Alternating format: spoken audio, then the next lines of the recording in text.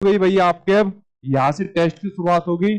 आज की वीडियो के अंदर ज्यादा एक्सप्लेनेशन नहीं दूंगा, कुछ क्वेश्चन में लगेगी तो वहां पर दूंगा। आज आपका टेस्ट है और टेस्ट के अकॉर्डिंग आप लोगों को टाइम भी कम देने वाला हूँ, ठीक है। तो चलिए, पहला क्वेश्चन सामने आपकी स्क्रीन पर आ गया। गुड इवनिंग भाई, सभी को गुड इवनिंग। ठीक, हाँ। सर ऋग्वेद के क्वेश्चन आएंगे क्या? सीडीपी में नहीं आएगा, ठीक है। जैसे मान लीजिए आप सोशल साइंस वगैरह देखते हो तो वहां पे आप ट्राई कर सकते हो, ठीक। चलिए, पहला क्वेश्चन आपके सामने स्क्रीन पर आ गया और जल्दी से आंसर आप लोगों को यहाँ पर देना है। यहाँ पर पहला क्वेश्चन आपके सामने दिया हुआ है और ईमानदारी से वीडियो के एंड में अपना स्कोर बताना, कितना आप लोगों का स्कोर हुआ है, तभी पता चलेगा कौन बच्चे यहाँ पर टॉप कर रहे हैं, ठीक है। पहला क्वेश्चन आपके सामने अजर्सन दे दिया, अभिकथन दे दिया। एक बच्चा तो 11 महीने में चलना सीख जाता है, जबकि दूसरा बच्चा 15 महीने में चलना सीख जाता है। अब इसका रीजन यहाँ पे दिया है कि व्यक्तियों में जो विकास होता है वो भिन्न भिन्न दरों पर होता है, यानी कि अलग अलग रेट पर होता है जो विकास होता है। तो आपको सही विकल्प यहाँ पर चुनना है। क्या ये दोनों सही है? क्या पहला ठीक है और पहला ठीक है तो दूसरा उसकी सही प्रकार से व्याख्या कर रहा है? चार ऑप्शन सामने आपकी स्क्रीन पर है और 5 सेकंड का आपको टाइम यहाँ पर मैं देने वाला हूँ, ठीक है। तो यहां से शुरुआत है आपके 5 सेकंड, और वो लगा दे आज, इसमें क्या नाम है, पोल लगा दे, ठीक है। तो मैं पोल आप लोगों के लिए लगवा रहा हूँ और पोल के अंदर आप लोग आंसर दीजिए, जल्दी से इनके आंसर आप लोग दीजिए, ठीक है। हाँ भाई, पोल लगवा रहा हूँ, पोल अभी आ जाता है आपके सामने, ठीक। देखिए यहां पर आ रही है कि एक बच्चा तो 11 महीने में चलना सीख रहा है, दूसरा बच्चा 15 महीने के अंदर चलना सीख रहा है। देखिए, जो बच्चा चलना स्टार्ट करता है ना, लगभग जो बच्चा आपका 7 महीने से लेके 10 महीने तक का बच्चा होता है, तो बच्चा रेंगना स्टार्ट कर देता है, जिसको क्रोलिंग कहा जाता है। क्या कहा जाता है? जिसको जिसको कहा जाता है क्रोलिंग कहा जाता है। हालांकि क्वेश्चन भी इसने अजीब ही दिया है, सिर्फ चलने के बारे में पूछ लिया। अब ये नहीं पूछा रेंग कर चलता है या खड़ा होकर चलता है, ये क्वेश्चन यहाँ पर नहीं पूछा, ठीक है। वरना आपको ध्यान रखना है कि लगभग 7 महीने से लेकर 10 महीने का बच्चा क्रोलिंग यानी कि रेंगना शुरू कर देता है। उसके अलावा अगर मैं बात करूं चलने की, तो इसने कहा 11 महीने का बच्चा चलना स्टार्ट कर देता है। हालांकि जो बच्चा चलना स्टार्ट कर देता है वो अपना 15 महीने में चलना स्टार्ट करता है, लेकिन उसको बैलेंस बनाना नहीं आता। क्या नहीं आता? उसको बैलेंस बनाना यहाँ पर नहीं आता। लेकिन बच्चा बच्चा जब आपका 18 महीने का हो जाता है, 18 महीने का हो जाता है, तो उसको बैलेंस बनाना आ जाता है। यानी बैलेंस बनाकर बच्चा चलना स्टार्ट कर देता है। अगर मान लीजिए सीढ़ी पर बच्चा चलना स्टार्ट करता है, तो सीढ़ी पर भी बैलेंस बनाकर चढ़ जाता है। जब बच्चा 18 महीने का होता है, 15 महीने में उस सीढ़ी पर बैलेंस बनाकर नहीं चलेगा। तो यही क्वेश्चन इसने पूछा है कि जब बच्चे का इस प्रकार से विकास हो रहा है, तो किसी बच्चे का 11 महीने में विकास हो गया चलने का, किसी महीने में 15 महीने में हो गया। तो ये बात बिल्कुल ठीक है। हर बच्चे का विकास चलने का, सीखने का या किसी भी चीज को, नॉलेज को ग्रहण करने का अलग अलग प्रकार से होता है। आप लोगों का अलग हुआ है, मेरा अलग हुआ है, ठीक है। तो चलना भी हम लोगों ने अलग अलग कुछ महीनों में सीखा होगा, कोई जल्दी सीख गया, कोई लेट सीख गया, ठीक। तो पहला दर्शन यहाँ पर आपका ठीक हो गया। उसके अलावा यहाँ पर जो कारण इसमें दिया हुआ है कि व्यक्तियों में विकास भिन्न भिन्न दरों पर होता है। ये विकास का एक महत्वपूर्ण आपका प्रिंसिपल है कि विकास के अंदर व्यक्तिगत विभिन्नताएं पाई जाती है, जिसकी वजह से विकास की जो दर होती है वो भी भिन्न भिन्न प्रकार से होती है। अगर आप लोगों का फिजिकल डेवलपमेंट आपका अलग अलग प्रकार से होगा, व्यक्तिगत विभिन्नताओं के अकॉर्डिंग होगा, तो उसमें रेट भी अलग अलग पाई जाएगी, जिसकी वजह से कोई बच्चा 11 महीने में, कोई बच्चा 15 महीने में चलना सीखेगा। इस प्रकार से बच्चा सीख जाएगा, ठीक है। तो यहाँ पर जो आपका ए और आर दोनों सही है और आर सही व्याख्या करता है। यहाँ पर आपको मिलान करना है, मैच करना है। चार आपके सामने स्टेज दी हुई है और उसके अकॉर्डिंग आपको यहाँ पर मैच करना है। पहली स्टेज आपको दी हुई है शैशवावस्था दी हुई है, इन्फेंसी स्टेज दी हुई है कि शैशव में अवस्था में बच्चा तर्क को लागू करता है और अनुमान लगाने में सक्षम होता है। दूसरी स्टेज दी हुई है आपको प्री ऑपरेशनल दी हुई है, पूर्व संक्रियात्मक आपको दी हुई है। इसमें बच्चा निगमनात्मक व तार्किक सोच प्रारंभ कर देता है, यानी कि जो आपकी डिडक्टिव और रीजनिंग थॉट होती है, रीजनिंग होती है, उसको स्टार्ट कर देता है। थर्ड आपकी मूर्त संक्रियात्मक अवस्था कॉन्क्रीट वाली, इसमें बच्चा वर्गीकरण और संरक्षण करना सीख जाता है, यानी कि बच्चों को अपना क्लासिफिकेशन और यहाँ पर कंजर्वेशन करना यहाँ पर आ जाता है, ठीक है। या फोर्थ आपकी फॉर्मल ऑपरेशनल स्टेज अमूर्त संक्रियात्मक अवस्था, इसमें बच्चा अनुकरण की शुरुआत करता है, यानी कॉपी करना स्टार्ट कर देता है और कल्पनात्मक खेल उसको आना स्टार्ट हो जाते हैं। बताओ यहाँ पर जीन प्याज के अकॉर्डिंग इन अवस्थाओं के इन अवस्थाओं में सबसे बढ़िया मैच द फॉलोइंग कौन सा आपका बनना है? टाइम शुरू होता है यहाँ पर आपका अब। 1 2 3 4 5।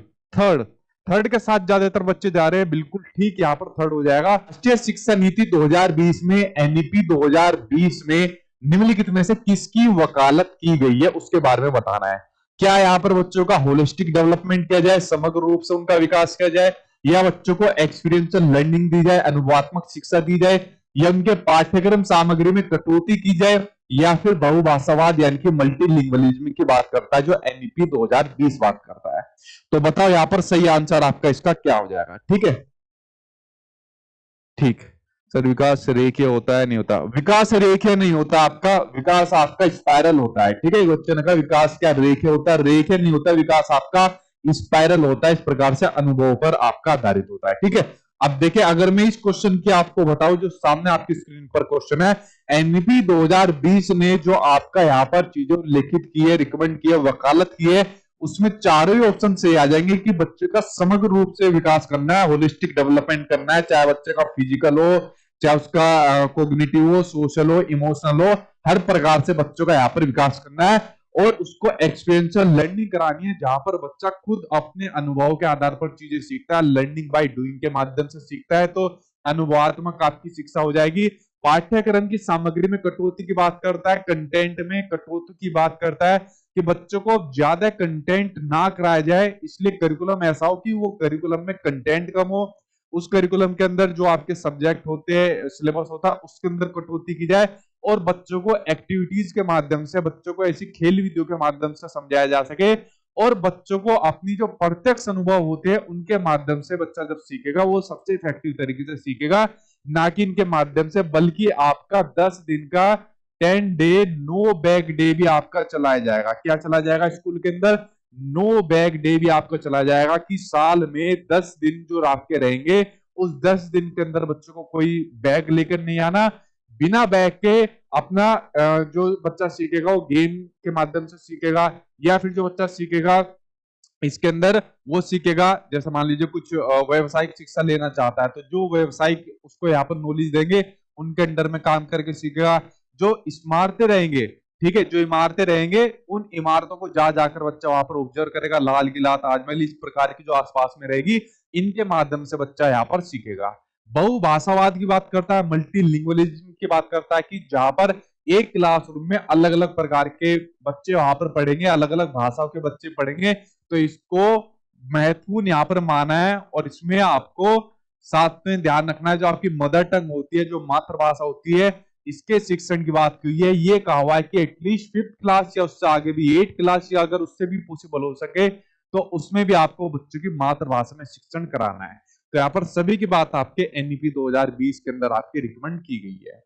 चलो अगला क्वेश्चन सामने, आकर्षण यानी कि अभिकथन, कि शहरों में बच्चों का बहुत सारा खेल उन रियलिटी टीवी शो पर आधारित होता है जो देखते हैं, जो कि आप लोग भी देखते हो आजकल, बिग बॉस चल रहा है, ठीक है, कौन सा आता है उसमें, पुनीत सुपरस्टार जो आता है, ठीक है, या रोडीज वगैरह आप लोग देखते हो, तो छोटे बच्चों का क्या, बड़े बच्चों का भी रियलिटी शो पर आधारित होता है। ठीक है, यहाँ पर बेसिकली खेल की बात कही हुई है। आई थिंक आप लोग ऐसा खेल नहीं खेलते होंगे जैसे पुनीत सुपरस्टार खेलता है, कभी पानी में लेट जाएगा, कुछ सर के ऊपर डाल लेगा, या कोई करता है ऐसा। ठीक है, यहाँ पर कारण अजर्सन दिया है, इन दिनों परिवार और साथियों के अलावा मीडिया भी बच्चों के सामाजिकरण का एक महत्वपूर्ण माध्यम बनता जा रहा है।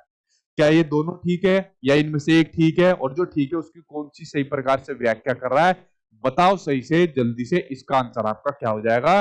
लॉर्ड जो आपका पुनीत सुपरस्टार है उसके अकॉर्डिंग आपको आंसर सही रहना है। ठीक है, चलिए देखिए, बिल्कुल ठीक है। यहाँ पर जो आपके टीवी शो होते हैं, तो टीवी शो के माध्यम से बच्चा चीजें सीखता है, खासकर जो छोटे कार्टून की बात कर रहा हूँ, ठीक है, आप बड़ों की बात नहीं कर रहा, तो उनके माध्यम से बच्चा देखता है कौन सा गेम है, कौन सी एक्टिविटीज के माध्यम से खेला जा रहा है, और फिर उनको भी अपना घर के अंदर कॉपी करता सीखता है। यहाँ पर बच्चा पहला ठीक है। यहाँ पर सामाजिकरण का माध्यम पूछा हुआ है। देखिए, जो परिवार और साथी होते हैं, सामाजिकरण की आपकी फर्स्ट एजेंसी होती है, जिसके माध्यम से बच्चा जो सबसे पहली चीजें सीखता है समाजीकरण के अंदर, वो अपने परिवार से सीखता है, ठीक है, उसके अपने दोस्त यार से फिर सीखता है।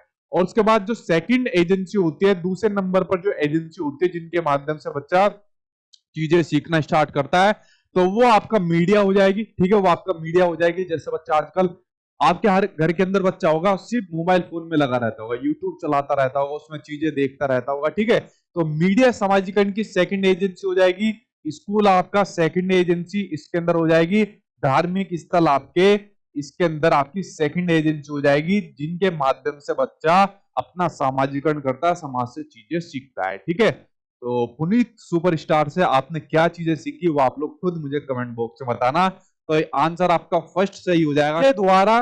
प्याजे द्वारा अधिगम को सुगम बनाने के लिए निम्नलिखित में से कौन से कारक यहाँ पर महत्वपूर्ण माने जाते हैं? क्या यहाँ पर प्याजे कहता है कि टीचर जो होना चाहिए वो फ्लेक्सिबिलिटी के अकॉर्डिंग यहाँ पर होना चाहिए, मोबिलिटी उसके अंदर होनी चाहिए, या फिर विविध सामग्रियों का प्रावधान करना चाहिए, या फिर मध्य स्तरीय नवीन अनुभव प्रदान करना, या फिर पॉजिटिव और नेगेटिव रीइंफोर्समेंट सुनिश्चित करना।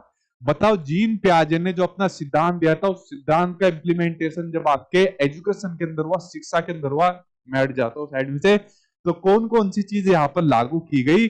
आपका टाइम शुरू होता है अब, 5 सेकंड आपको मैं दूंगा, जल्दी बताओ इसका सही आंसर आपका क्या हो जाएगा, ठीक है। सर बीपीएससी का फॉर्म बन नहीं रहा है, हम लोग नहीं भर रहे अभी तक, साइट काम नहीं। अरे इतनी बेकार साइट बनी है, बच्चे परेशान हो गए फॉर्म भर भर के, ठीक है, पूरे दिन लगे रहते हैं फॉर्म भरने के लिए। अब पता नहीं क्या साइट इन्होंने वेबसाइट बनाई हुई है, ठीक है, बीपीएससी की। मैं बात करूंगा परसों इसकी मैराथन क्लास दूंगा बीपीएससी वालों की, तो तब उसके ऊपर मैं डिस्कस करूंगा थोड़ा, ठीक है। मैराथन क्लास आने वाली सेकंड वाली आपकी। अब देखिए, जीन प्याजे ने कहा था कि फ्लेक्सिबिलिटी होनी चाहिए टीचर को अपने पढ़ाने के अंदर, यहाँ पर फ्लेक्सिबिलिटी होनी चाहिए बच्चों के अकॉर्डिंग, यहाँ पर उनको चीजों को समझाए, अलग अलग सामग्रियों का प्रावधान की बात करी थी, और मध्य स्तरीय नवीन अनुभव की बात करी, रीइंफोर्समेंट की बात नहीं करी। तो आपके फर्स्ट, सेकंड और थर्ड आंसर यहाँ पर आपके सही हो जाएंगे, ठीक है। कौन सा भाई आपका फर्स्ट, सेकंड और थर्ड? तो आपके तो first, second, third, second answer यहाँ पर आपका सही हो जाएगा। और अगला क्वेश्चन ये रहा सामने आपकी स्क्रीन पर। क्वेश्चन आपको दिया हुआ है कि हार्वर्ड गार्डनर के सिद्धांत, कौन सा सिद्धांत दिया था? मैं नहीं बताऊंगा, आप लोग खुद ही मुझे बताओ आज, ठीक है। आज मुझे कुछ भी नहीं आता, आज देखता हूं आप लोगों को कितना आता है। तो इनके सिद्धांत में कौन सी बुद्धि वाले व्यक्ति वनस्पतियों और जीवों की विभिन्न प्रजातियों को, सुंदरता को उसको पहचान लेते हैं और जान सकते हैं? कौन सी इंटेलिजेंस है? स्पेशल, नेचुरलिस्टिक, म्यूजिकल, या फिर इंटरपर्सनल? बताइए। यहाँ पर आपकी 4 बुद्धि दी हुई है जो हार्वर्ड गार्डनर ने बताई है, 4 और होती है इनके अलावा अकॉर्डिंग टू एनसीईआरटी। इन 4 में से बताइए कौन सा आंसर सही हो जाएगा, ठीक है। ठीक है भाई, देखिए अगर मैं बात करूं यहाँ पर, अगर कोई व्यक्ति, ठीक है, या किसी बुद्धि वाला व्यक्ति अगर कोई यहाँ पर प्रजातियों की सुंदरता या एनवायरमेंट से कनेक्ट करता है, या एनवायरमेंट लवर होता है, पर्यावरण के बारे में जागरूक होता है, तो उसके अंदर जो बुद्धि पाई जाती है वो पाई जाती है प्रकृतिवादी। वो बी आंसर आप लोगों का सही है। अगला क्वेश्चन सामने आपकी स्क्रीन पर आ गया, ये रहा नेक्स्ट क्वेश्चन। मुझे ऐसा क्यों लग रहा है आज आप लोग सभी सही दे रहे हो, ठीक है। नेक्स्ट क्वेश्चन आपका अभिकथन यानी कि असर्शन, गैर अनुरूपतावादी जेंडर भूमिकाओं में पुरुषों और महिलाओं का चित्रण बच्चों को भूमिका लचीलेपन के लिए प्रोत्साहित करता है। अब इसका कारण दिया है कि जन्म के समय जेंडर का जैविक रूप से निर्धारण हो जाता है। बताइए ये आपका कौन सा इसके अंदर आपका ऑप्शन सही हो जाएगा, जल्दी से बताइए, ठीक है।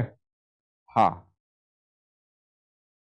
ठीक है, देखिए अगर मैं बात करूं, यहां पर बात हुई है गैर अनुरूपतावादी जेंडर भूमिकाओं की बात हो रही है, कि जैसे जो मान लीजिए कोई बच्चा है, तो बच्चा या कोई व्यक्ति है, लड़का है, तो वो अपना उन रोल को करता है जो फीमेल काम करती है, और कोई फीमेल है तो वो उन कामों को करती है जो मेल काम करते हैं, जो सोसाइटी ने बनाए हुए, मैंने नहीं बनाए हुए, ठीक है। तो अगर ऐसी गैर अनुरूपतावादी जेंडर भूमिकाओं में चित्रण बच्चों को दिखाया जाता है, तो उसके लिए उसको प्रोत्साहित किया जाना चाहिए, बिल्कुल ठीक। अब एग्जामिनर ने यहाँ पर इस ऑप्शन के अंदर गलती दिया है, ठीक है, जो कि यहाँ पर आप लोगों को मैं बाउंस एक बोनस नंबर आपको दे देता हूं। देखिए ये तो आपको पता है कि जो जेंडर होता है वो सोशल कंस्ट्रक्ट होता है, क्या होता है? एक सामाजिक संरचना होती है, ठीक है, एक सामाजिक संरचना होती है। जबकि जो सेक्स होता है वो आपकी बायोलॉजिकल कंस्ट्रक्ट होता है। लेकिन जो सेक्स होता है, जेंडर होता है, जब हम इनको हिंदी में ट्रांसलेट करते हैं तो दोनों का मतलब ही क्या होता है? लिंग यहां पर देखने को मिलता है। तो इसने कहा कि जन्म के समय जेंडर का जैविक रूप से निर्धारण होता है। जैविक रूप से निर्धारण बेसिकली नहीं होता, यहां पर होता है वो सामाजिक संरचना के अनुरूप निर्धारित होता है। मान लीजिए कोई बच्चा पैदा हुआ, पैदा होने के बाद ही मान लीजिए उसका फादर आया और लड़का बच्चे को किसको हुआ, अरे इसे तो मैं कलेक्टर बनाऊंगा, इसे तो मैं फौज के अंदर भर्ती करूंगा, या इस प्रकार की बातें कहता है। तो देखो यहाँ पर जो समाज के अकॉर्डिंग यहाँ पर बांट दिया जेंडर को, जो जो समाज ने चीजें बताई हुई है, लड़की होगी, अरे इसे लड़की को तो मैं ये वाला कोर्स कराऊंगा जो कुछ महिलाएं करती है। तो यहाँ पर समाज ने, सोसाइटी ने यहाँ पर बांट दिया जेंडर को, इसलिए जेंडर को सोशल कंस्ट्रक्ट माना जाता है, जबकि सेक्स को बायोलॉजिकल।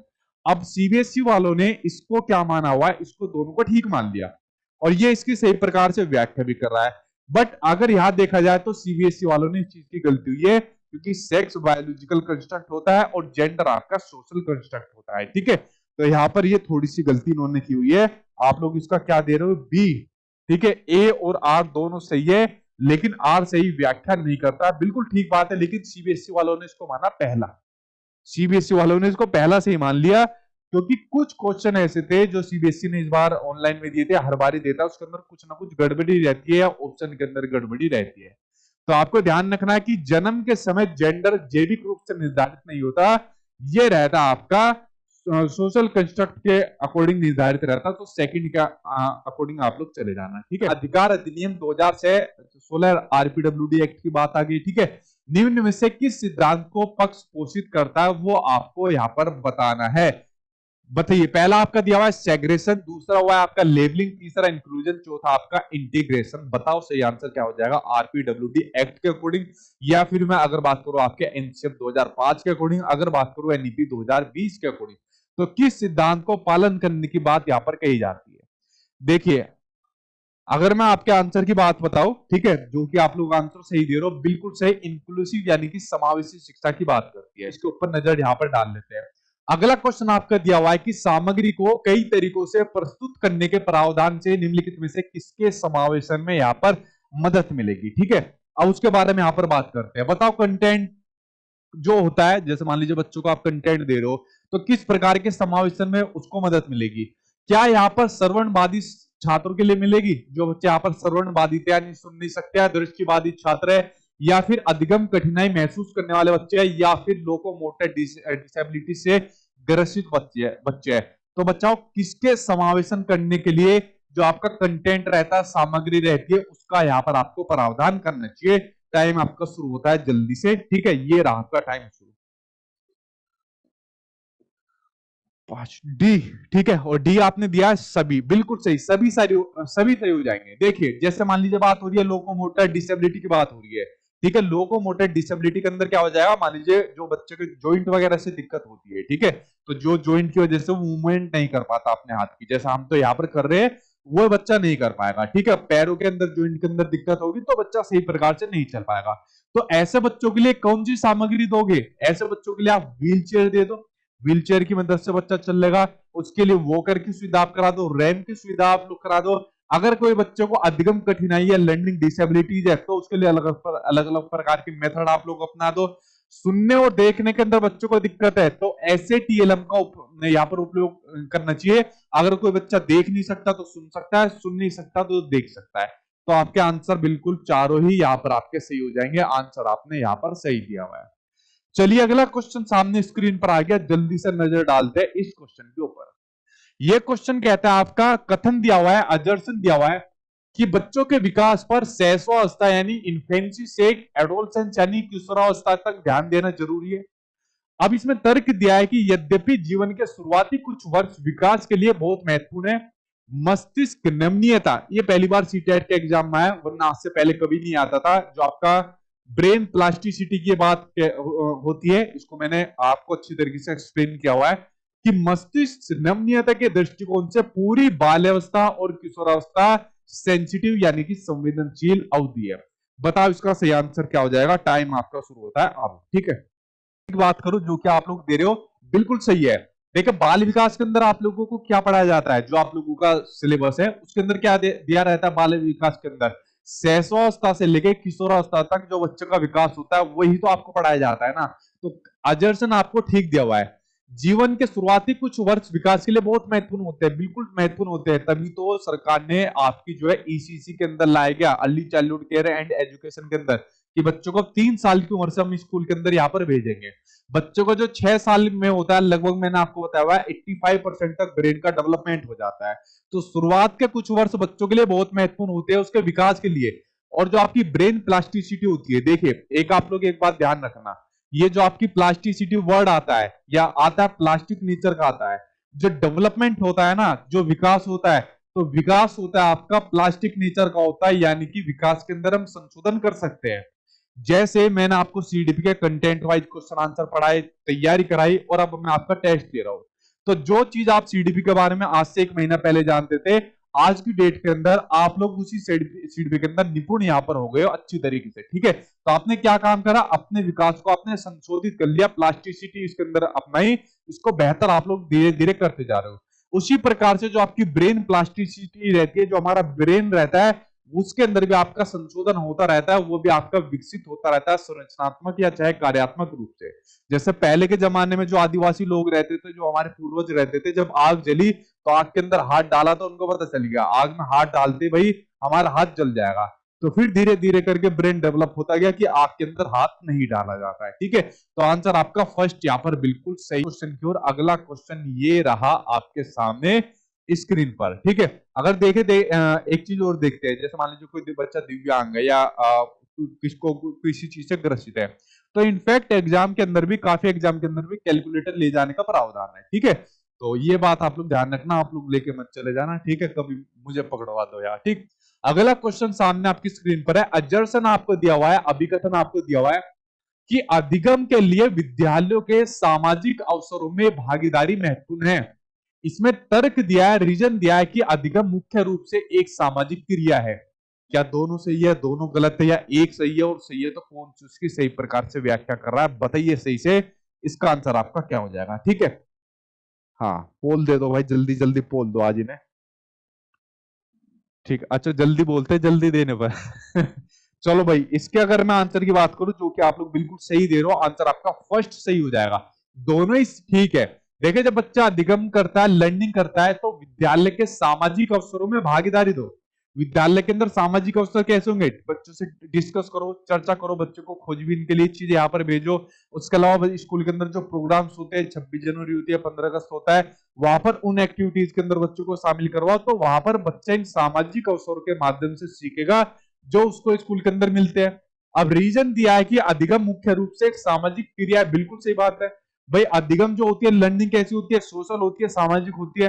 हम लोग समाज से तो इंटरेक्ट करके चीजें सीखते हैं ना, जैसे कि आप लोग, मैं भी समाज का हिस्सा, तो आप लोग मुझसे इंटरेक्ट करके सीख रहे हो। तो आंसर आपका पहला यहाँ पर सही हो जाएगा। बढ़ते आपके नेक्स्ट क्वेश्चन की ओर, ये रहा आपके सामने नेक्स्ट क्वेश्चन। इनमें से कौन सा बच्चा मध्य बाल्यावस्था के अंदर होगा, यहां पर पूछ लिया आपकी मिडिल चाइल्डहुड, आपकी स्टेज पूछ ली, मध्य बाल्यावस्था के अंदर बताओ कौन सा यहां पर बच्चा होगा। पहला ऑप्शन दिया हुआ है कि एक बच्चा जो सामाजिक भूमिकाओं की नकल करना शुरू कर देता है और काल्पनिक खेल के दौरान। ठीक है, दूसरा, एक बच्चा जिसने नियमों के अर्थ की समझ विकसित कर ली है और तर्क कर सकता है। या फिर तीसरा है, एक बच्चा जो संभावित कारणों की परिकल्पना कर सकता है और तदनुसार जटिल प्रयोगों की योजना बना सकता है। या फिर एक बच्चा जो अभी स्थूल कौशल, यानी कि जो आपकी फाइन मोटर स्किल होती है, उनको लिखना शुरू कर रहा है, जैसे कि एक पेंसिल और ऐसी अन्य वस्तु को पकड़ना। तो बच्चाओ, आपकी मिडिल चाइल्डहुड के अंदर कौन सी सही विशेषता है एक प्रकार के बच्चे की। आपका टाइम शुरू होता है अब। ठीक है, ए। ठीक है, ए कौन सा दे रहे हो कि एक बच्चा, देखिए यहां पर बात हो रही है आपकी मध्य बाल्यावस्था की बात हो रही है, मिडिल चाइल्डहुड की बात हो रही है, यानी बच्चा है यहाँ पर आपका 6 साल से लेके 11 साल तक का यहाँ पर लगभग आपका बच्चा है। आप दे रहे हो ए, एक बच्चा जो सामाजिक भूमिकाओं की नकल करना शुरू कर देता है काल्पनिक खेल के दौरान। अरे गधो, फंस गए ना। ठीक है, गया 1 नंबर।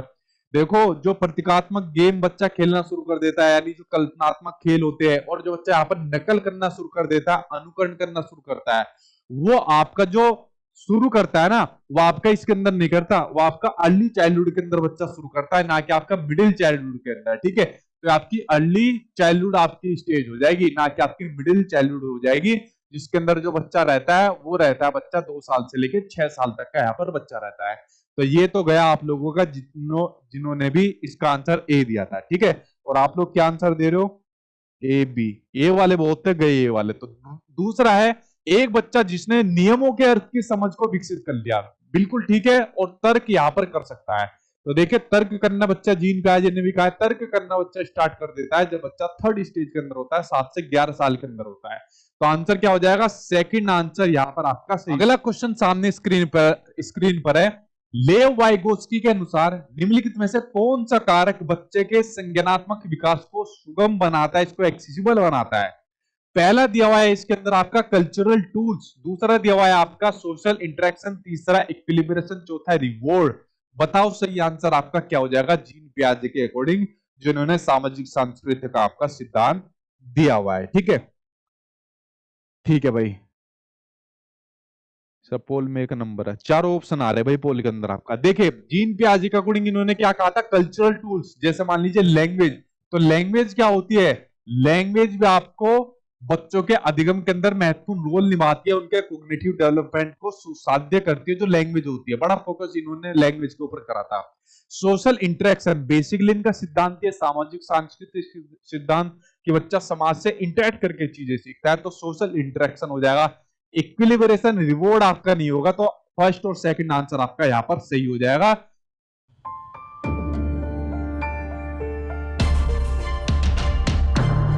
एक्स्ट्राऑर्डिनरी मूव्स की ताकत के साथ विटामिन डी की ताकत, जो कि आप लोग कौन सा यहां पर दे रहे हो? थर्ड। थर्ड कौन सा दिया भाई आपने? अच्छा हाँ, मतलब थर्ड में ही फर्स्ट और सेकंड है। बिल्कुल ठीक भाई। चलिए अगला क्वेश्चन सामने आपकी स्क्रीन पर आ गया, ये रहा नेक्स्ट क्वेश्चन।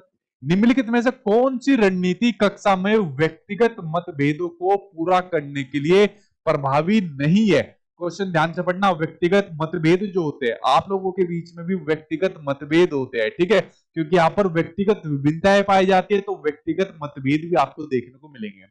पहला है कि अपने मौखिक और गैर मौखिक संचार पर विचार करना, मतभेदों को पहचाने और सम्मान करे, विविध शैक्षणिक मतभेदों का प्रयोग करे, या फिर छात्रों में कमियों को पहचाने और उन्हें ठीक करे। बताइए सही आंसर आपका यहाँ पर क्या हो जाएगा?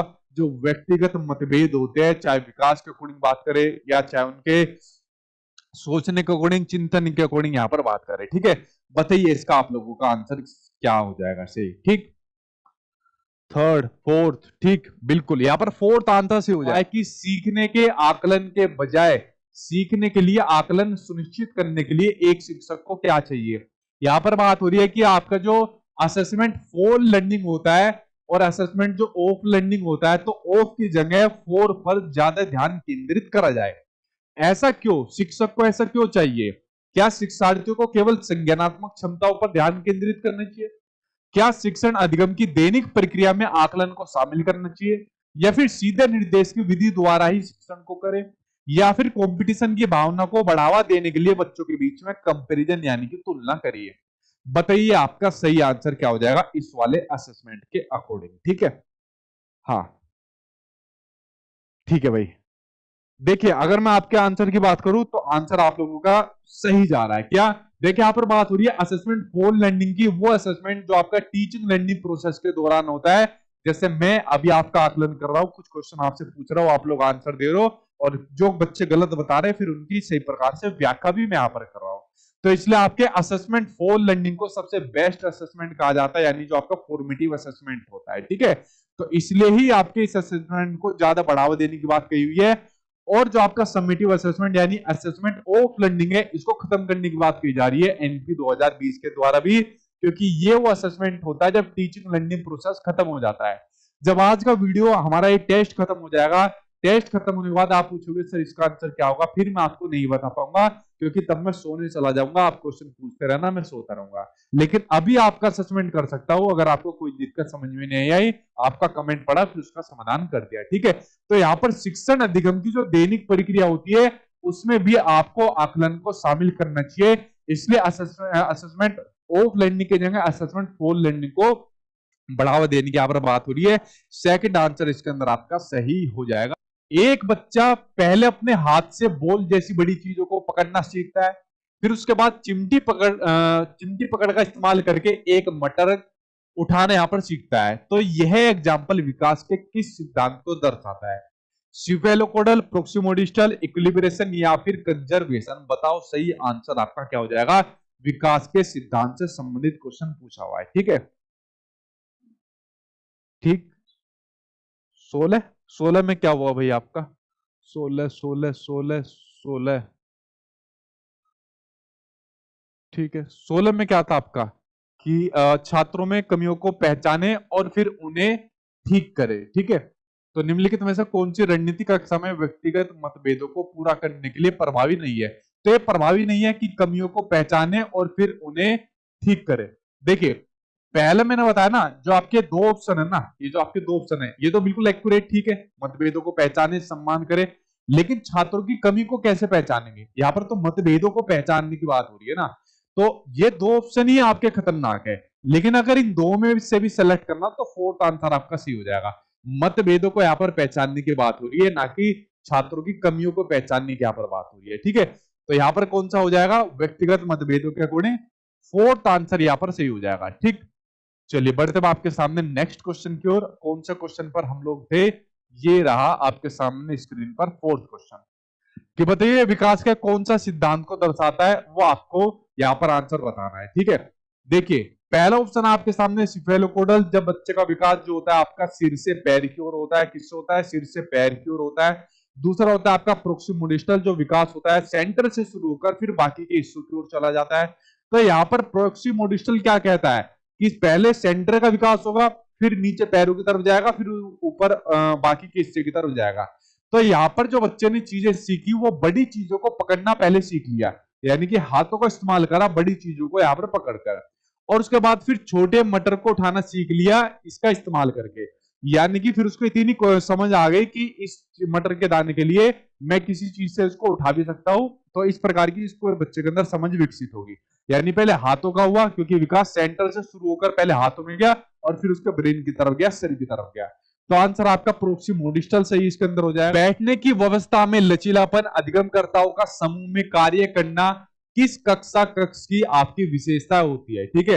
यानी फ्लेक्सिबिलिटी होनी चाहिए बैठने के अंदर, और अलग अलग समूह में कार्य करना किसके अंदर होगा? क्या ये व्यवहारवादी कक्षा कक्ष है, सामाजिक संरचनावादी कक्षा कक्ष है, शिक्षक केंद्रीय कक्षा कक्ष है, या फिर पाठ्य पुस्तक केंद्रीय कक्षा कक्ष है? बताइए यहाँ पर सही आंसर आपका क्या हो जाएगा, ठीक है। हाँ, बी। बी कौन सा दे रहे हो? सोशियो कंस्ट्रक्टिविस्ट क्लासरूम, बिल्कुल सही बात है। आपकी सामाजिक संरचनावादी क्लासरूम यहाँ पर हो जाएगी, जहां पर बच्चा एक्टिव होकर अपने ज्ञान को यहाँ पर अर्जित करता है, समाज से चीजें सीखता है। तो आंसर आपका सेकंड सी हो जाएगा, जो आपके रचनावाद की बात करता है, ठीक है। क्या अर्थ है इंक्लूजन का? क्या अर्थ है ये तो मैंने आपको बता दिया, तो एक नंबर और मेरी तरफ से लिख लो, ठीक है। सभी विद्यार्थियों का उनकी सामाजिक पहचान से निरपेक्ष होकर उनको अपनाना, कि बच्चा किसी भी समाज की पृष्ठभूमि से हम बच्चों को अपनाएंगे, या फिर अनुचित प्रयास और अलगाव पैदा करने वाली बाधाओं को अनदेखा करना, भेदभाव को बढ़ाना बढ़ावा देना और मतभेदों के प्रति असहिष्णुता रखना, या फिर भागीदारी और जुड़ाव के असमान अवसर उसको उपलब्ध करा देना। अरे यार, बहुत खतरनाक क्वेश्चन है, ठीक है। अगर यहाँ पर सिर्फ ये समान की जगह समान हो जाए ना, तो आप लोग समान हो जाएंगे यहाँ पे, ठीक है। अब बताओ सही आंसर इसके अंदर आपका क्या हो जाएगा? टाइम शुरू होता है, आओ। ठीक है, देखिए आंसर इसके अंदर सही हो जाएगा पहला, कि सभी विद्यार्थियों का उनकी सामाजिक पहचान से निरपेक्ष होकर अपनाना। अरे बच्चा किसी भी सामाजिक पृष्ठभूमि से हम उसको अपनाएंगे और इंक्लूसिव एजुकेशन यहाँ पर उसको प्रोवाइड कराएंगे। लेकिन फोर्थ ऑप्शन के अंदर असमान की जगह अगर समान हो जाता ना, अभी फंस जाता है। मेरी भी नजर एकदम गई कि भागीदारी और जुड़ाव के समान के अवसर बच्चों को देने चाहिए, ना कि उसको असमान के अवसर देने चाहिए इंक्लूसिव क्लासरूम में। आंसर आपका फर्स्ट यहाँ पर सही हो जाएगा, ठीक। अगला क्वेश्चन देखते हैं, सामने आपकी स्क्रीन पर आ गया, ये रहा नेक्स्ट क्वेश्चन। विद्यार्थियों को हाल ही में सीखे गए जो कंसेप्ट होते हैं, संप्रत्यय होते हैं, उस पर विस्तारण में मदद करते समय निम्नलिखित में से किससे बचना चाहिए? पहला है विभिन्न जो उप संप्रत्यय होते हैं, सब कंसेप्ट होते हैं, उनके बीच संबंधों को इंप्लीमेंटेशन करना, क्रियान्वित करना, कंसेप्ट के उदाहरण और गैर उदाहरण बनाना, अधिग्रहित जानकारी को नई समस्याओं पर लागू करना, या फिर बोर्ड पर लिखना और विद्यार्थियों से इसे बिना समझे नकल करने के लिए कहना। तो बताओ कंसेप्ट पर विस्तारण में मदद के लिए निम्नलिखित में से किससे बचना चाहिए? नेगेटिव पॉइंट यहां पर आपको क्या हो जाएगा, ठीक है। देखता हूं आप लोगों का क्या स्कोर है इसके अंदर। आप लोग फर्स्ट के साथ जा रहे हो विभिन्न उप संप्रत्यों के बीच संबंध को क्रियान्वित करता। अरे गधो, ये तो सही हो जाएगा। मान लीजिए आप सीटेट के बारे में पढ़ रहे हो, आपने एक सब्जेक्ट सीटेट के बारे में देख लिया कि भाई मान लीजिए आपके 5 सब्जेक्ट है प्राइमरी के लिए, तो उन 5 सब्जेक्ट के लिए जो आपको पढ़ना है ना, तो सभी सब्जेक्ट के बीच में आपको यहाँ पर उनके बीच में संबंध बनाने हैं, उप संप्रत्यों के बीच में संबंध बनाने हैं कि सभी सब्जेक्ट, जैसे सीडी भी पढ़ते हो, जेंडर है, बाकी के सभी आपके सब्जेक्ट के अंदर आता है। तो पहला आंसर आपका पॉजिटिव है, लेकिन इसने नेगेटिव पूछा है। अगर आप लोग फोर्थ को देखोगे कि बोर्ड पर लिखो और विद्यार्थियों से इसे बिना समझे नकल करने के लिए कहो, तो यह आंसर आपका गलत हो जाएगा। बच्चों को हमें नकल नहीं करवानी के स्मरण यानी कि याद करने पर आधारित प्रश्न का उत्तर देने के बाद एक विद्यार्थी इस बात पर विचार कर रहा है कि इस कार्य में किन संकेतों ने उसकी मदद की है, तो ऐसा करने से विद्यार्थियों का कौन सा विकास हो रहा है? डिलेड इमिटेशन, ईगोसेंट्रिज्म, मेटाकॉग्निशन या फिर ओवर जस्टिफिकेशन? बताओ सही आंसर। अब यहां पर क्या होगा, टाइम शुरू होता है अब आपका यहां पर, ठीक है। ग्रोथ में पीछे क्यों? कुछ न्यूट्रिएंट्स से 50% तक ही अब्सॉर्ब होते हैं। क्लिनिकली प्रूवन न्यू पीडियाश्योर, इसका नया न्यूट्रीपुल सिस्टम इसके न्यूट्रिएंट्स को अब्सॉर्ब करने में मदद करे। PediaSure they 50% more growth in 90 days. PediaSure के नए पैक पे मिले 80 रुपए की छूट। टाटा टी अग्नि का वही स्वाद, वही जोश, अब सिर्फ 20 रुपए में। ठीक, देखिए अब आप लोगों ने जो आंसर दिया है डी और थर्ड के साथ जा रहे हो। देखिए ओवर जस्टिफिकेशन तो कोई मतलब ही नहीं बनता, मेटाकॉग्निशन हो जाएगा। मेटाकॉग्निशन जब व्यक्ति अपनी सोच के बारे में सोचना शुरू कर देता है, मेटाकॉग्निशन।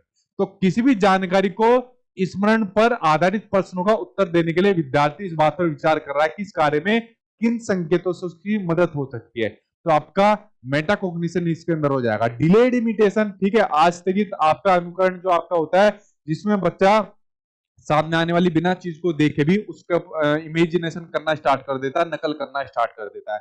जैसे हमारे घरों के अंदर बच्चे करते हैं, आज टाइगर आ गया, ठीक है, हाथी आ गया, घोड़ा, इस तरीके से, ठीक है। ईगोसेंट्रिज्म आपका होगा नहीं, जब बच्चा ये चीजें सोचना शुरू कर देता है, जो मैं कह रहा हूँ सोच रहा हूँ वो सब ठीक है और पूरी दुनिया बेकार है, ठीक है। बच्चों के अलावा बड़ों के अंदर भी ये वाली प्रॉब्लम होती है, तो मेटाकॉग्निशन इसके अंदर आपका सही हो जाएगा, ठीक है। चलिए एक्सप्लेन आज मैं थोड़ा कम ही और करूंगा, जल्दी आंसर इसके बताइए क्योंकि आपका टेस्ट है। क्वेश्चन आपको दिया हुआ है कि लक्ष्य प्राप्त करने के चरण दर चरण निर्देश को क्या कहा जाता है? एल्गोरिथम कहा जाता है, ह्यूरिस्टिक कहा जाता है, मीन्स एंड एनालिसिस कहा जाता है, या निमोनिक्स इसको कहा जाता है?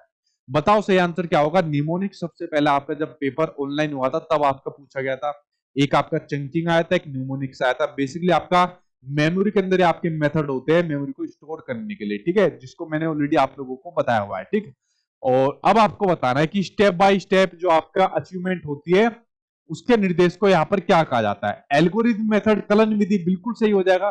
कलन विधि के अंदर क्या होता है, अगर हम कोई चीज बच्चों को सिखा रहे हैं तो स्टेप बाय स्टेप उसको सिखाते हैं, ना कि उसको खुद सीखने का अवसर देते हैं। मान लीजिए अगर मैं आपको कोई चीज सिखा रहा हूं या बच्चों को हम लोग कोई चीज सिखा रहे हैं, अल्फाबेट यहाँ पर सिखा रहे हैं, तो बच्चों को सीखने का खुद मौके दो। लेकिन एल्गोरिथम मेथड क्या कहता है, नहीं भाई इसको सिखाने का पर्टिकुलर ये तरीका, इस तरीके से सीखेंगे। अरे यार बच्चे अपने आप अलग तरीकों से सीखते हैं, नई नई क्रिएटिविटी करके बच्चा सीखता है, इसलिए कलन विधि आपकी नेगेटिव विधि मानी जाती है, जो आपकी कलन विधि होती है। तो आंसर इसके अंदर आपका फर्स्ट सही हो जाएगा। कलन विधि की जगह आपकी ह्यूरिस्टिक होनी चाहिए, शोध प्रणाली होनी चाहिए, जिसमें बच्चा खुद खोजबीन करके चीजों को जाने पहचाने। मीन्स एंड एनालिसिस होनी चाहिए। एक विद्यार्थी कुछ संप्रत्यों यानी कुछ कंसेप्ट के बारे में अपनी जिज्ञासा यानी क्यूरियोसिटी को संतुष्ट करने के लिए किताबें पढ़ रही है, तो ये किस तरीके के लक्ष्य का यहाँ पर उदाहरण है वो आपको बताना है। क्या यह महारत हासिल करने की शिक्षा में उन्मुख लक्ष्य है? क्या परिहार उन्मुख महारत लक्ष्य आपका, यानी थर्ड आपका अप्रोच ओरिएंटेड परफॉर्मेंस गोल से, या फिर अवॉइडेंस ओरिएंटेड परफॉर्मेंस गोल है? बताओ किस तरीके के गोल का यहाँ पर इस्तेमाल किया जा रहा है, बताइए इसका सही से आंसर, ठीक है। तो ये एक्टिविटीज आपके मास्टरी करने के लिए पढ़ाई जाती है, आपको अपने गोल में मास्टरी करनी है, ठीक है। जो आप लोग पढ़ते हो ना, लर्निंग पढ़ते हो, लर्निंग का जो मोटिवेशन से रिलेशन पढ़ते हो, तो उसके अंदर आपको किसी सब्जेक्ट के अंदर पढ़ रहे हो, किसी कंसेप्ट के बारे में जान रहे हो, तो उसके अंदर आपको मास्टरी करनी है। तो आप लोग सीडीपी जो पढ़ रहे हो इसके अंदर आप लोगों को क्या करनी है, मास्टरी करनी है, ना कि आपको कभी भी परफॉर्मेंस पर आधारित आपको चीजें करनी है। नहीं भाई मेरे नंबर ज्यादा आ जाएंगे, मैं यहाँ पर टॉप आ जाऊंगा सीटेट में। कुछ फायदा नहीं होगा टॉप आने के बाद भी। अगर आप मास्टरी कर लोगे सभी सब्जेक्ट के बारे में तो आपको हर जगह आपको हेल्प करेंगे, ठीक है। साहब बाह्य अभिप्रेरणा यानी बात हो रही है आपके एक्सटर्नल मोटिवेशन की बात हो रही है, उसका आपका एग्जाम्पल नहीं है। देखिए पहला क्वेश्चन है, ऑप्शन है दंड से बचने के लिए होमवर्क करना, सेकंड है ज्ञान प्राप्त करने के लिए वाद विवाद समूह में शामिल होना, थर्ड है प्रतियोगिता जीतने के लिए शतरंज सीखना, या फिर फोर्थ है साथियों को प्रभावित करने के लिए डांस में भाग लेना। साथियों को प्रभावित करने के लिए कौन से साथी को प्रभावित करा जाएगा ताकि डांस में भाग लिया जा सके, आप लोग बता सकते हो। तो बताओ इसमें जो आपका एक्सटर्नल मोटिवेशन होता है, बाह्य अभिप्रेरणा होती है, उसका एग्जाम्पल कौन सा नहीं है वो आप लोगों को यहां पर बताना है, ठीक है। ऑप्शन कैसे रुक गए भाई इनके, एक सेकंड मेरे में अब आएंगे, ठीक है। अब आप लोगों के यहाँ पर ऑप्शन आने शुरू हो गए और जो कि आंसर आप लोग दे रहे हो सेकंड कि ज्ञान प्राप्त करने के लिए वाद विवाद समूह में शामिल होना। यहाँ पर ज्ञान प्राप्त करने के लिए चीज करी जा रही है, यानी इंटरनली रूप से किसी चीज को सीखा जा रहा है, ये एक्टिविटी करी जा रही है, तो ये आपका इंटरनल मोटिवेशन का एग्जाम्पल होगा, ठीक है। जब आदमी अपनी इच्छा से किसी काम को सीखता है, ज्ञान को अर्जित करता है, तो आपका इंटरनल हो जाता है, ठीक है। तो ये आपका नहीं है क्योंकि क्वेश्चन नेगेटिव पूछा है, बाकी सारे एक्सटर्नल मोटिवेशन के एग्जाम्पल है। Estoy viviendo en un sueño, no me despido. गाढ़ी रसीले आमों से बना स्लाइस, रस ऐसा कि बस ना चलेगा।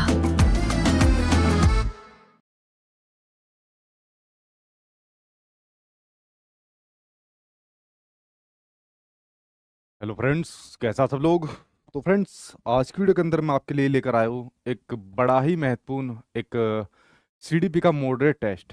देखिए आप सभी को पता है कि जो मैंने आपका लेवल अप कर रखा है वो आपका मॉडरेट किया हुआ है, जून से ये लेवल आपका हार्ड हो जाएगा, ठीक है। तो मॉडरेट की मैंने एक क्लास भी आप लोगों के लिए ली थी और उसी पर आधारित ये आपका एक टेस्ट मानकर चलिए इसको। अगर आप लोग इस टेस्ट के अंदर अच्छा स्कोर करते हो तो समझ लेना सीडीपी आपकी बहुत स्ट्रॉन्ग हो गई है। इनफैक्ट आपको दूसरे सब्जेक्ट भी आपके जो थोड़े पेडागोजिकल क्वेश्चन देखने को मिलते हैं वो भी आपके स्ट्रॉन्ग हो गए हैं, ठीक है। तो देखते जाइए कि कौन कौन से कैसे कैसे क्वेश्चन आए हैं, और कुछ क्वेश्चन मैंने अपनी तरफ से लिए, बट मैं अपनी तरफ से ऐसे नहीं लेता कुछ भी, आपके सिलेबस पर आधारित जितनी चीजें होती है वही आपके लिए मैं लेता हूँ, ठीक है। तो देखते हैं भाई आज आप लोग कितना स्कोर करते हो, इन नए नए क्वेश्चन को आप लोग सोल्व कर पाते हो नहीं कर पाते हो। और मॉडरेट लेवल है, मेरी कोशिश ये है कि आप लोग जो मुझसे शुरू से पढ़ रहे हो तो आप लोगों का स्कोर जो 30 नंबर का ये आपका मॉडरेट टेस्ट होने वाला है, कम से कम 25 नंबर आज की वीडियो के अंदर आप लोग जरूर लेकर आए। अगर आपके 20 से 25 के बीच में है तब भी कोई बात नहीं, अगर 20 से कम है तो आपको फिर दोबारा से तैयारी अच्छी खासी करने की यहाँ पर जरूरत है, ठीक है। तो चलिए भाई शुरुआत कर लेते हैं आपके आज बड़े महत्वपूर्ण आपके मॉडरेट टेस्ट की, और लास्ट में मैं आपसे आपका स्कोर पूछूंगा, आपका असेसमेंट करूंगा, आप लोग बताना कितना आपका नंबर आया। जो बच्चे फर्स्ट सेकंड थर्ड आएंगे कोशिश करूंगा उनके नाम अगली वीडियो के अंदर मैं यहाँ पर आप लोगों के लिए सामने लो, ठीक है। गुड इवनिंग भाई, गुड इवनिंग, मैं ठीक हूँ, आई होप आप लोग सब ठीक होंगे। तो चलिए क्लास की यहाँ पर शुरुआत कर लेते हैं। आज आपका जो टेस्ट दिया हुआ है, ठीक, पोल देना स्टार्ट कर देना। तो बाकी आपका सीटेट का कोर्स है जो मेरी एप्लीकेशन के ऊपर चल रहा है, एग्जाम से पहले सिलेबस कंप्लीट होकर और आपकी प्रैक्टिस यहाँ पर शुरू हो जाएगी, जिसमें मैं सीडीपी पढ़ाता हूँ जो कि लगभग खत्म होने वाली है, 1-2 चैप्टर बस उसके अंदर आपके बचते हैं, फिर प्रैक्टिस सीरीज आपकी शुरू हो जाएगी। और बाकी के सब्जेक्ट के टीचर वो भी अपना सिलेबस कंप्लीट करके फिर आपके प्रैक्टिस सेशन करा देंगे, क्योंकि मल्टीपल सब्जेक्ट होते हैं जिनको डिटेल में करना पड़ता है। तो आप लोग बैच को ले सकते हो, किताब ले सकते हो, जो आपका मन करे आप लोग उसको ले सकते हो। साथ में चैनल को सब्सक्राइब कर लेना, क्योंकि धीरे धीरे करके मैं आपको जितनी नई चीजें करा रहा हूँ ये आपका लेवल बढ़ाता जा रहा हूँ। तो बाकी ऐसे ही क्लासेस आपको यूट्यूब चैनल पर मिलते रहे तो चैनल सब्सक्राइब कर लेना। लाइक आप लोग बिना कहीं कर ही देते हो, और शेयर जरूर कर दिया करो ताकि दूसरे बच्चों का भी एग्जाम पास हो जाए। तो चलिए देख लेते हैं सामने आपकी स्क्रीन पर पहला क्वेश्चन जो आपको देखने को मिला है। थोड़ा सा टाइम मैं आपको 2-3 सेकंड एक्स्ट्रा दूंगा, और क्योंकि जो आज ये टेस्ट है वो टेस्ट आज आपका है, ठीक है। तो पूरी कोशिश रहेगी मैं आप लोगों से ही यहाँ पर आंसर निकालूं, ठीक। बड़ा मजा आने वाला है, कई क्वेश्चन में तो आपको बहुत जबरदस्त मजा आने वाला है, और कई क्वेश्चन मैंने ऐसे लिए कि आप लोग उसके अंदर फंसोगे ही फंसोगे। और मैं देखता हूं कि आज कौन ऐसा तुर्रम खा है जो उन क्वेश्चन को यहाँ पर सोल्व कर देगा। तो ये मेरा चैलेंज है आज आप लोगों के लिए जो यहाँ पर इस टेस्ट को कर रहे हैं। अगर मैं पहले क्वेश्चन की बात करूं आपके सामने, पहला क्वेश्चन दिया हुआ है, एक दर्शन और व्यवहार के रूप में जो समावेशी विविधता होती है, ठीक है, यहाँ पर जो बात हो रही है वो इंक्लूजन की बात हो रही है, उसके डाइवर्सिटी की बात हो रही है, उसके संदर्भ में स्थित है, जिसमें क्या शामिल है, क्या भाषाई विविधता यानी कि जो आपकी लैंग्वेज की डाइवर्सिटी है, अलग अलग भाषाएं हमारे देश के अंदर बोली जाती है, दूसरा लिंग विविधता, यानी कि जो आपका 3 जेंडर ले सकते हैं, मेल फीमेल और जो आपका ट्रांसजेंडर, इनके बीच में विविधता है। सामाजिक और सांस्कृतिक विविधता, ठीक है, या फिर योग्यता और विकलांगता। बताइए सही आंसर क्या हो जाएगा? जो समावेश विविधता के संदर्भ में जिसके अंदर ये सभी चीजें शामिल होगी, सही आंसर आप लोग यहाँ पर बताइए। ठीक है, डी के साथ आप लोग जा रहे हो इतनी जल्दी, मतलब मेरा क्वेश्चन पढ़ने से पहले आप लोगों ने डी लगा दिया। डी क्या कहता है? पहला, दूसरा, तीसरा, चौथा, यानी डी के साथ आप लोग गए हो। डी देख लेते हैं। योग्यता शामिल होती है, डिसेबिलिटी यानी कि विकलांगता यहाँ पर शामिल होती है, ठीक है, हालांकि दिव्यांगता होना चाहिए था। कोई सामाजिक तौर पर मान लीजिए कोई पिछड़ा समुदाय या अगड़ा समुदाय या सांस्कृतिक तौर पर आपके जो समुदाय बटे रहते हैं, ठीक है, उन सभी का समावेशन करेंगे। चाहे कैसा भी जेंडर हो, उन सभी का समावेशन करेंगे।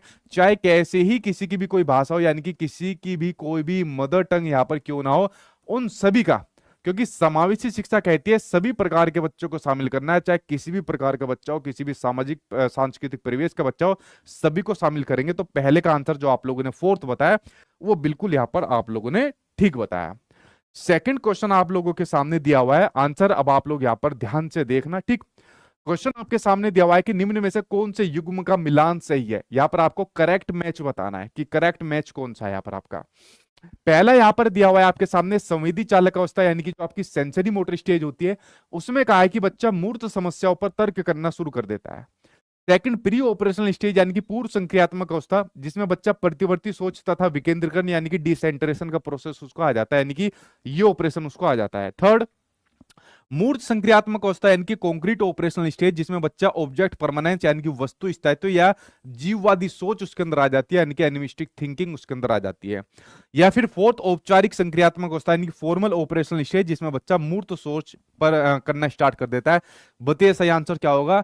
किस आंसर के साथ आप लोग यहाँ पर जाना चाहोगे? देखता हूं आप में से कौन ऐसा बच्चा है जो इतना टैलेंटेड बच्चा है जो आज सभी का आंसर यहाँ पर ठीक देगा। आज आप लोगों का मतलब निचोड़ आ जाएगा कि आप में से कितने बच्चे टैलेंटेड है। ठीक है, बताइए वैसे आंसर क्या होगा? सेकंड का डी, बी, वेरी गुड भाई, बी डी के साथ ज्यादा जा रहे हो, वेरी गुड भाई, वेरी गुड। इसका मतलब पढ़े लिखे तो आप लोग है यहाँ पर ज्यादातर, ठीक है, बी के साथ ज्यादातर जा रहे हैं। बी क्या कहता है आपका? कि बच्चा पूर्व संक्रियात्मक अवस्था में रिवर्सिबिलिटी यानी कि उलटना पुलटना चीजों को करना शुरू कर देता है और डिसेंट्रेशन करना यहाँ पर शुरू कर देता है। ठीक है, ऐसा मन कर रहा है तुम्हें उलट पुलट के यहाँ पर मारो। ठीक है, जैसे स्कूल के अंदर बहुत से बच्चों को उल्टा टांग देते थे ना टीचर, देखा है गाँव के अंदर, देखा है, और फिर तोड़ते थे, ऐसी तुम्हारी यहाँ पर तोड़ाई करी जाए। अबे बी के साथ क्यों जा रहे हो गधो?